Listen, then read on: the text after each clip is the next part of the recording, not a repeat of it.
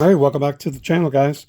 Today I'm doing one on my new IXSR radio and my thoughts. I've watched other reviewers and stuff like that, and I'm a long-time Spektrum user. I always have been in my radios for my cars, my DX7. I have an IX14, 12. We have 12, so I love the Spektrum brand, and I don't have issues with brownouts and all that. I just don't have issues like people talk about.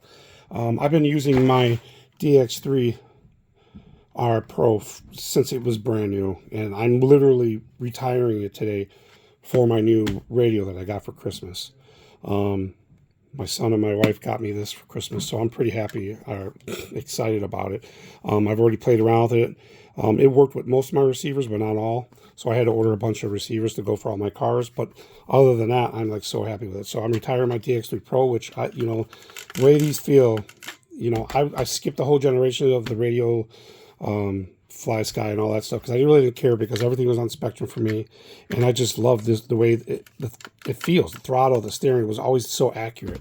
So I was interested in the IXSR when it came out.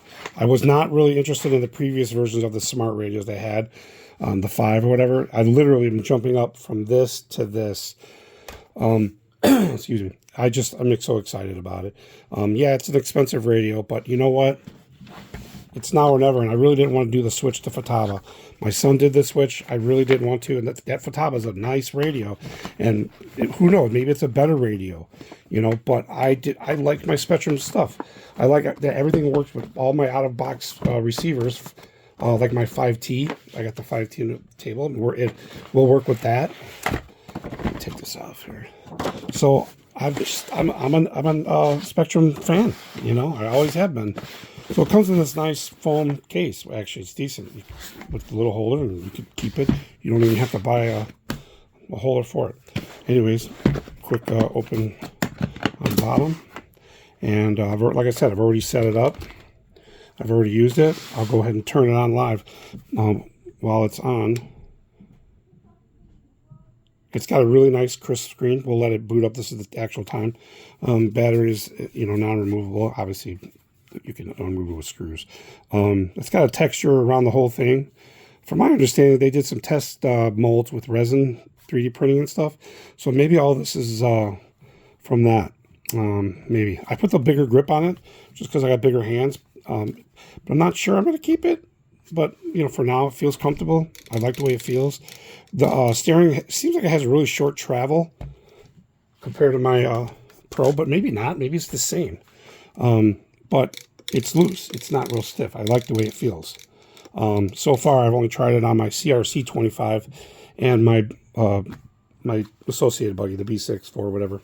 And I like everything about it. I like the design. I mean, I liked it the Futaba style too, but I like the design of it. The screen is very clear, crisp. It's very functional. Like it reacts well to your hand movements. Anyways, it feels good. Like I like the way it feels in my hand. The way everything is responsive. I got 3 models separated now. I got a Mini B, my 6.4 buggy, and my CRK or C on road. So, but I'm going to use it in my cloud bus. I'm using it in everything actually. So, but the screen is great. The battery life is phenomenal. I left it on one day. I didn't realize it was on. I put it on in the case, and it was on all day, 10 hours, and I don't even know how much was left, but it was working all day. It's got some good weight to it. It's not really light, and I like a radio with a good light to it. It's got accent lights on the sides, on the front, typical. And I'm not going to go through all the features because there's other videos out there you guys have seen. It's really pointless. Let me see if I can turn that off. Get a little bit better view of those accent lights. So, but that's it. I really like it, guys. I've just been a big Spektrum fan my whole life, and I've never really had issue. My first one was a DX5 aircraft, and I've had DX8s in there, but then my DX3R was my only other car radio other than the generic ones that you get with the kits. So I was excited about this. Yes, it's an inflated price, guys. Come on, I know we all know that. But you're not going to find a nice... I mean, the Fly Sky stuff is good. I've never used one, but it looks good. It looks like they get good reviews. The only bad thing is binding some of my receivers didn't work, even the ones that said it would work with, because not like the other versions of the radios, you select the serial on here. As far as I know, there's no auto find. Like, you can't just select any generic mode and just find the receiver. You have to put in a specific one. And I don't know, I thought that was kind of annoying, but other than that, I like how fast you could switch just by activating your model right here. You just click it and you're done. Unlike this one, which I started to have problems with. I've taken it apart and cleaned it, but when you turn it on, this scroll wheel would be jumpy. Yes, it starts up right away. That is a great thing about this radio. But when I'm using this wheel for menu, it started to get jumpy. I took it apart, tried to clear out the dust. It helped a little bit, but I'm guessing the potentiometer that runs that switch is just bad. So, anyways, it's not about this radio.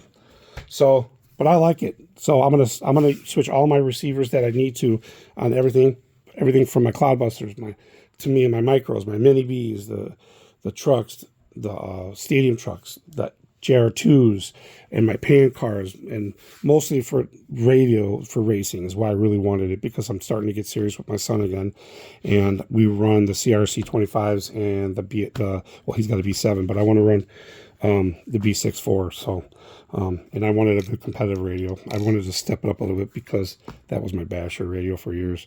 So anyways, came with the SR515 receiver inside there, a USB cable, typical. Come with the parts to change out your grip and to change it from right to left side controller. And it came with an extra wheel that's a little bit smaller. So there's other good review videos out there. I'm not doing a review video. I'm just giving my take on it. It's an expensive radio, but I think it's packed with features. It's an Android system. It'll act like Android. You can go to the Android menus, and you could use YouTube. You can use Gmail. You can use anything you want, like a phone, basically. So I have it on Wi-Fi.